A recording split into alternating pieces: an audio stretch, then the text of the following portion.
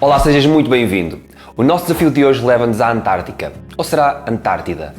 A Antártica vem do Antiártica, ou Antiártico, pois é o oposto ao Ártico, que fica no Polo Norte. O Ártico e o Antártico são dois polos diametralmente opostos do planeta, um no extremo norte e outro no extremo sul. A palavra Antártida tem origem na palavra Atlântida, que era o continente perdido da mitologia grega. A Antártida possui aproximadamente 14,1 milhões de quilómetros quadrados de extensão. No entanto, no período do inverno, essa área pode chegar a 26 milhões de quilómetros quadrados em virtude do congelamento da água ao redor do gelo existente. Ao contrário do Ártico, o Antártico é um continente cuja área é dividida entre vários países do mundo que realizam pesquisas e estudos científicos. Na verdade, é uma terra de todos e de ninguém. Ao contrário do que muitas pessoas imaginam, a Antártida não é formada apenas por gelo, mas também por uma grande quantidade de terra, ao contrário do Polo Norte, que é formado somente por calotas polares. A Antártida possui 98% da sua área coberta por uma camada de gelo, com espessura que chega a atingir 2 km e cerca de 30 milhões de km cúbicos de volume. É uma área de fundamental importância, pois nela estão presentes 70% das reservas de água doce gelada do mundo. O aquecimento global provocado pela ação direta do homem tem provocado o descongelamento de partes dessa massa de água, o que altera diretamente o nível dos oceanos, causando um desequilíbrio ambiental.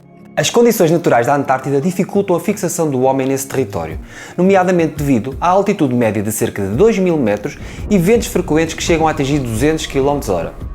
A Antártida é um lugar do planeta com temperaturas médias mais baixas, inferiores a 0 graus no verão e 80 graus negativos no inverno. Mesmo com todas estas condições adversas, a Antártida é habitada por cerca de 4.000 pessoas durante o verão e 800 pessoas durante o inverno, quase todos investigadores de vários países. Um desses investigadores é o professor José Carlos Xavier, do Departamento de Ciências da Vida da Faculdade de Ciências e Tecnologia da Universidade de Coimbra.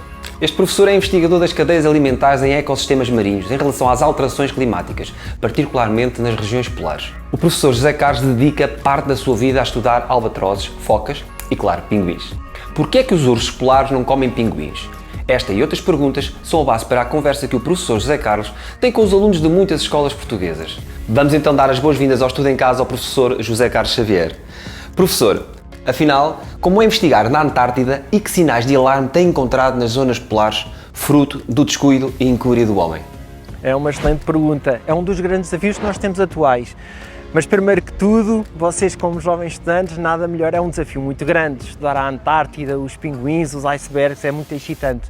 Mas há uns fatores que eu acho que é fundamental que vocês deviam ter em mente quando nós estamos a estudar a Antártida. Falamos com questões como as alterações climáticas, o gelo, o nível das águas do mar e, por exemplo, a Antártida tem 3 a 5 km de gelo em cima. Estou a imaginar a quantidade de gelo e quanto isso pode afetar o resto do planeta. De momento, o nível das águas do mar está a aumentar a 3 a 4 milímetros. Agora imaginem, só a Antártida pode contribuir cerca de 30 a 50 centímetros nos próximos 50 anos. Por isso, alguns de vocês podem vir a ser cientistas e descobrir e ainda melhorar a ciência que fazemos hoje. Quando pensamos em pinguins, pensamos em animais fofos e pacíficos. Afinal, são assim tão fofos e pacíficos? É uma boa pergunta. É que quando nós vamos às escolas, é daquelas perguntas que nos perguntam sempre se os pinguins são fofinhos. São um bocadinho fofinhos, mas na verdade eles são tão compactos e duros como uma bola de rugby. Vocês que podem perguntar ao vosso professor de Educação Física, imaginem uma bola de rugby. Sim, eles são duros e compactos, mas cuidado.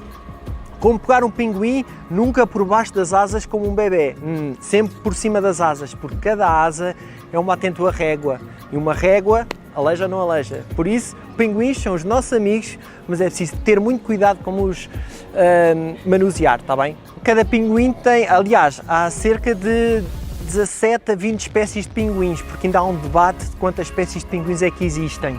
E cada pinguim tem a sua própria personalidade. Nós até dizemos que os pinguins, os macaroni, aqueles das madeixas amarelas, por exemplo, são os mais abundantes do mundo e estão sempre muito alegres. Temos também os pinguins gentis, por exemplo, que eles são mesmo gentis, podemos pôr no nosso joelho e são super calminhos.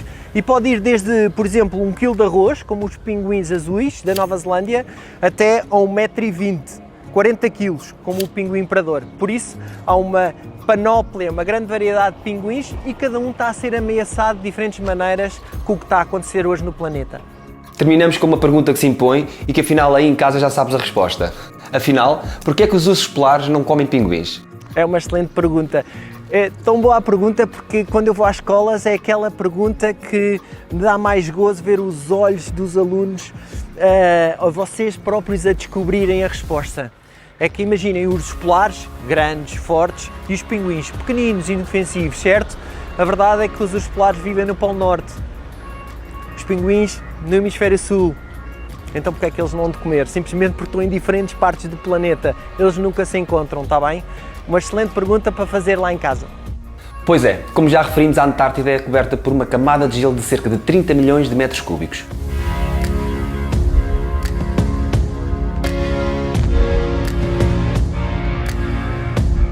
Diz-nos tu, valente detetive matemático, qual seria o raio de uma esfera que tivesse o mesmo volume da camada de gelo da Antártida. Apresenta o resultado em quilómetros com aproximação às unidades.